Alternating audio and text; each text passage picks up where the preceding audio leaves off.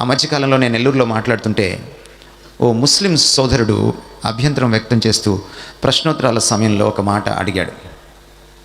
ఈ 4 సువార్తలు కాక రకరకాల సువార్తలు ఉన్నాయి, ఆ సువార్తలను మీరు ఎందుకు పట్టించుకోవట్లేదు? యేసుక్రీస్తు జీవిత చరిత్ర అందులో కూడా ఉంది కదా అని అడిగాడు ఆయన. అప్పుడు సదరు ముస్లిం సోదరుని నేను ఒక ప్రశ్న అడిగాను. అయ్యా, మీరు ఒక మహానుభావుడు అనుకోండి, మీ గురించి జీవిత చరిత్ర రాశారనుకోండి, మీరు బ్రతికున్న కాలంలోనో లేక మీరు పోయాక పరమపదించాక అతి కొద్ది కాలంలోనో, అంటే మీ సమకాలీనులు, మీ కుటుంబ సభ్యులు, మీ స్నేహితులు, మిమ్మల్ని చూసిన వారు బ్రతికుండంగానే రాశారనుకోండి ఒక జీవిత చరిత్ర, మరొక జీవిత చరిత్ర కూడా మీ గురించి రాశారు. ఓ 400 సంవత్సరాల తర్వాత, ఓ 200 సంవత్సరాల తర్వాత, ఓ 700 సంవత్సరాల తర్వాత రాశారు. ఏ జీవిత చరిత్రను మీరు చరిత్రగా తీసుకుంటారు, వాస్తవంగా తీసుకుంటారు, సత్యవంతమైన జీవిత చరిత్రగా తీసుకుంటారు అని అడిగాను నేను ఆయన.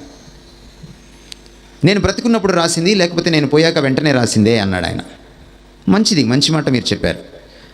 ఎందుకు 200 సంవత్సరాల తర్వాత, 400 సంవత్సరాల తర్వాత రాసినటువంటి, లేదా 500 సంవత్సరాలు, 700 సంవత్సరాల తర్వాత రాసినటువంటి పుస్తకము చరిత్ర పుస్తకం కాదు.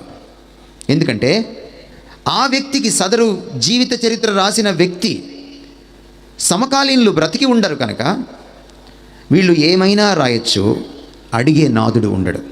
కాబట్టి కల్పిత గాథలు ఎక్కువ అవుతాయి.